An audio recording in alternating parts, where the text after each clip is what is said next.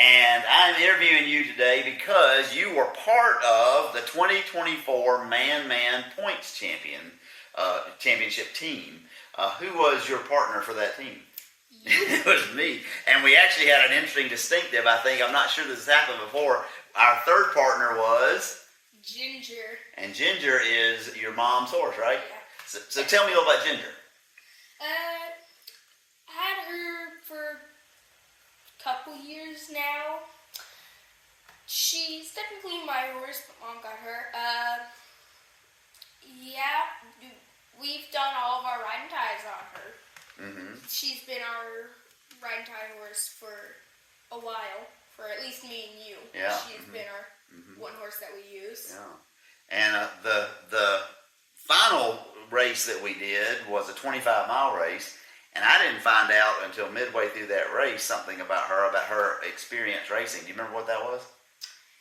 She's been our team horse for all of our rides. Well, but what I discovered was at the midway point was, I guess it was your grandmother said, she's never done a race this long before. I said, now you tell me that we're trying to get enough points in this race to be the man, and now I find out she's never done one this long? But she came through like a trooper, didn't she? Yes, she did. She did real well. Good. Well, you are 3 years into your riding die career, correct? Yep. So tell me a story or two about previous years and what you've done. There was the one we did on one of our horses, Peter, which was my second longest riding tie, a 16-mile. Well, that one, we had,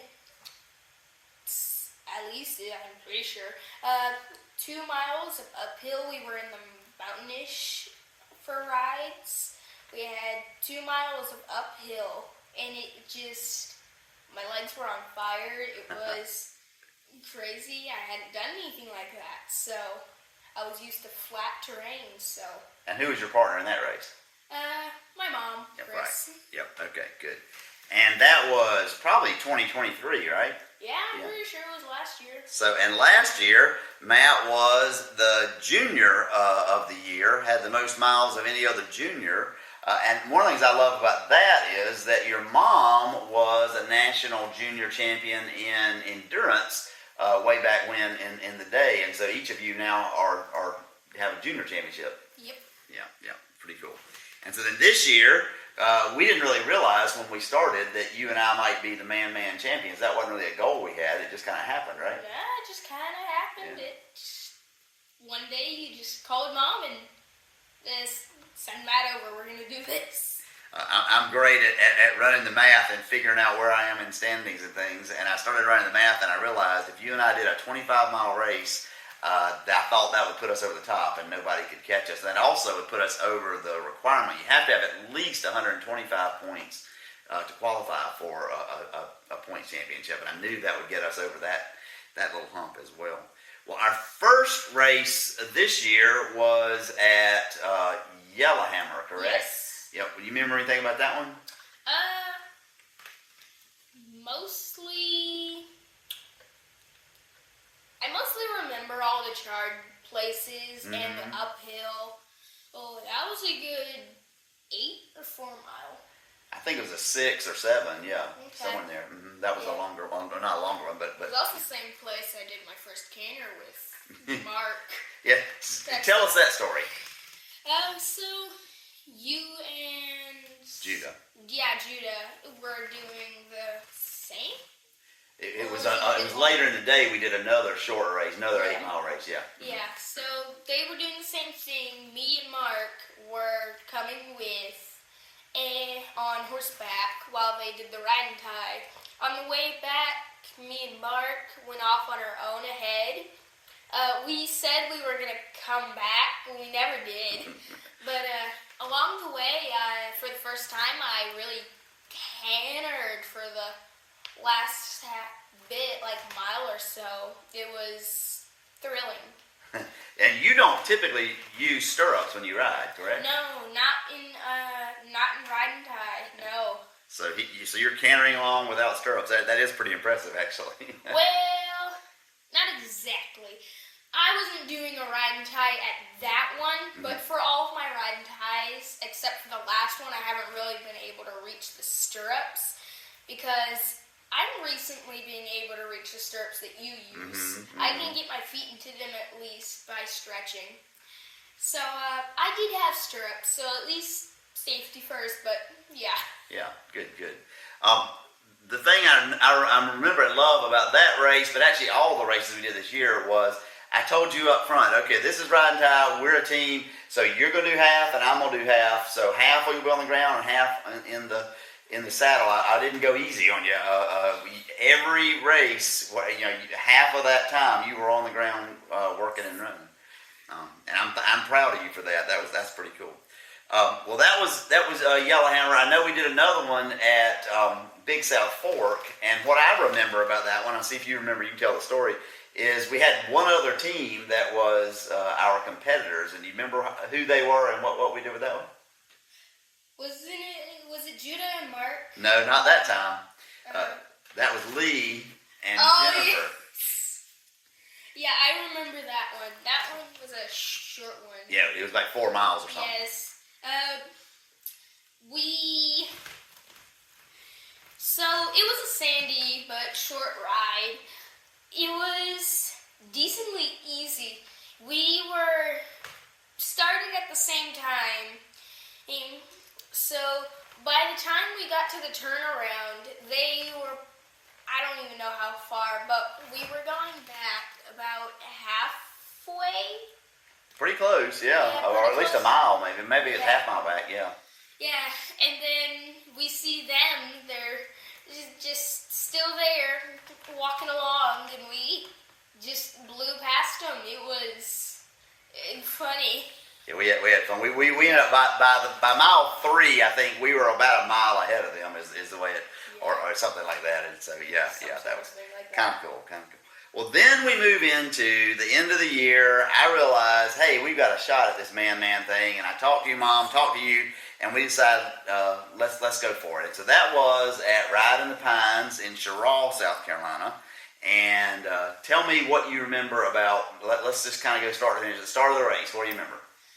Okay, so here's the biggest story I can remember for this. So me and Courtney were going in. We were about 2 miles in. He was on the horse. I was on ground. He was walking along a bit ahead of me. And then I looked down just for no reason. What's sitting right on the sand? A cell phone. So we found the cell phone. He carried it for like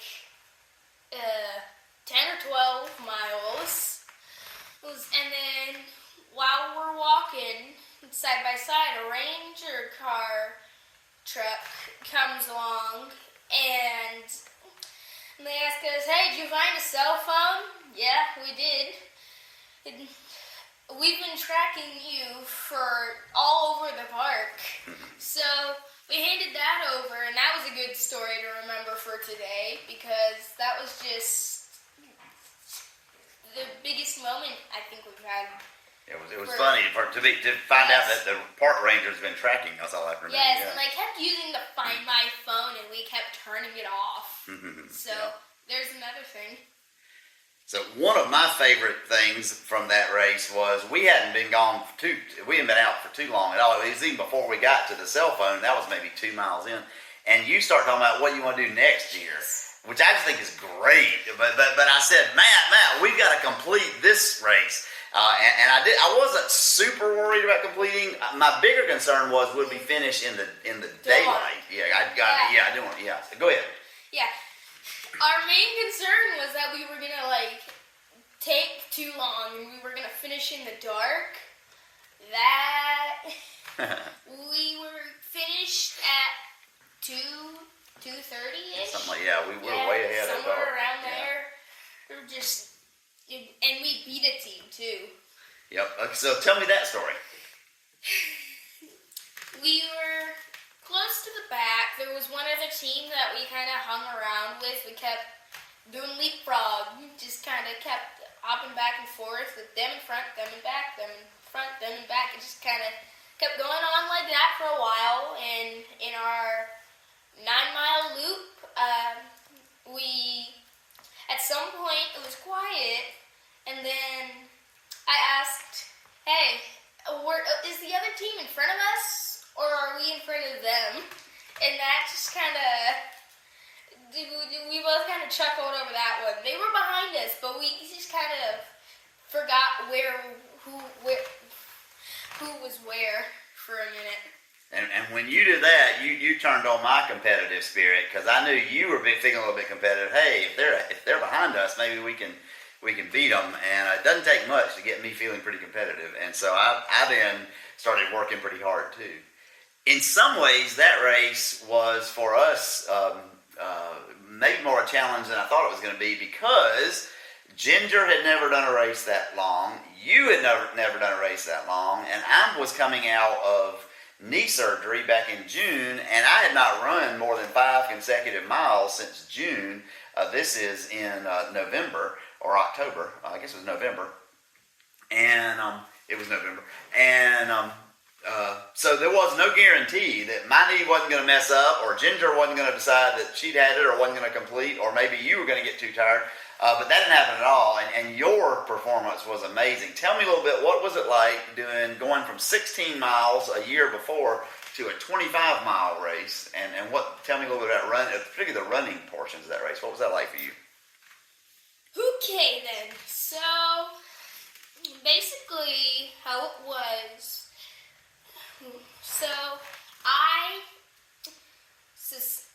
Ride and Tie is, as you know, 2 people and a horse. You run a lot of that, so I hadn't really ran that much before, because I ran 13 miles because it was 26 and not 25. So Right. I ran 13 miles this time, and me and my mom did the 16-mile Ride and Tie. So we switch not as much, and I think I ride a bit longer than I run. So I had only ran like a third of the 16-mile. Well, so for the first time, that had been just a really hard shove in the back for me, but I did it, and around mile 4, sort of, I kind of hit the wall. Not mile 4, mile 24. Let me get there. Okay. Let me get there. Okay, I'm sorry, go ahead. Around the 4-mile left mark in the 9-mile loop, Left, that's okay. where I kind of hit the wall. Gotcha. I was so impressed. The first loop was 17 miles, a long loop, and you ran hard and well that whole loop. And then we had a little break, of course, at the vet check, but we tried to get out as soon as we could, because again, we knew we were racing the sun, and we passed that other team in that loop, and you did kind of hit the wall a little bit, but even then, you kept plugging along. You were so impressive. And I'm glad I get to say that on film, because I can't tell you how many people I've told about that. You just wouldn't believe how hard Matt worked, and particularly given that you weren't completely trained up. Although you did cross country this fall. I was going to get to that. I did do cross country for a bit in fall for school activity. So that helped a bit, but that was like, we do 2 miles for a race and we do 2 miles for practice. This was just like 13 miles of riding, horse riding, and running. So that kind of just was a big increase for me. Do you remember when we were out there, one of the things you enjoyed a lot was running into, and you named them the Festive Team. Do you remember that? Yes. Tell me about them. So they were doing endurance, and I found this out later. You don't know this. They were actually doing equathon. Oh, and that's why one of them said, well, our running time comes later. So that when they were on horseback, that was when they were doing their first loop. So that's what they were doing. But anyway, go ahead. Sorry. So it's fine. So the festive group, I just want to point out, they had stuff on their helmets, on their horses. They were just happy to be there. And they were just the best people I've seen there. Their shirts even said, "Dear Santa, I want all of the ponies." And that might have been the favorite thing about them. They were just happy to be there and great people.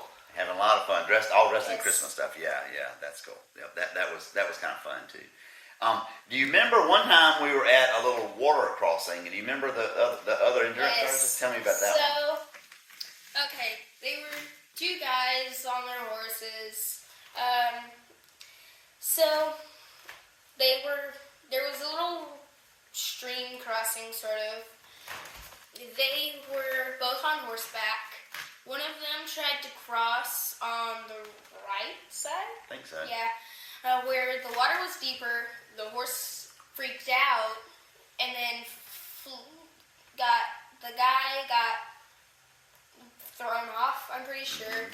Then his vest landed in a tree, and when we came up, they were like, the other one was trying to get it out, and then when he finally grabbed it, their horse freaked out, so he dropped it, and then they were both standing there on their horses.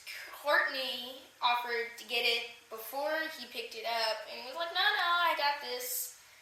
And then when it was on the ground, Courtney finally got it to the other guy, and then they gave us the advice. We got through there at least. I still had dry feet.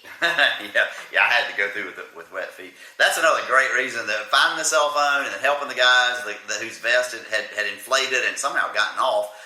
It's a good reason to have riding tie at endurance events, because the person on the ground can be pretty helpful sometimes. You were up earlier in the race, and maybe I was a little bit later.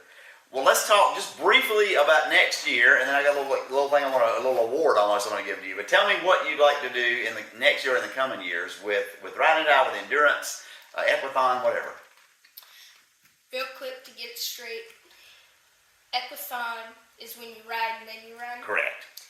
I was wondering if you would want to do a short couple mile equithon where you ride and then I run, or vice versa, whichever, this year, if you wanted to do that. I think that would be great, or we could do more riding ties together. Yes. I know your mom had said that maybe both of you would go out on horseback and then both of you would run. Yeah. And that might be pretty cool too, for y'all to be kind of a team, but not really. So yeah. What else would you like to do? Are you thinking you like equithon more than riding tie, or riding more than equithon? Ooh, I'm staying with riding tie. Okay. But I just want to kind of expand a bit. There you go. So, if you really want to, if we can find it, 30 miles? Equithon or riding tie? Riding tie. Oh, yeah. Well, they're out there for sure. All right. I love that. Well, Matt, you are the 2023 junior champion and now the 2024 man points champion. And I was teasing you a little bit earlier about how at the Masters golf tournament, the winner gets a green jacket, and they put the green jacket on. So Matt, if you'll stand up, you'll get a jacket that'll look a lot like this. This is actually my only jacket that I got from when I was. And so let's put on your points jacket. And there we go. Yours might fit a little better, but ladies and gentlemen, here is Matt Child, 2024 man points champion. Congratulations, Matt. All right. Good job, partner.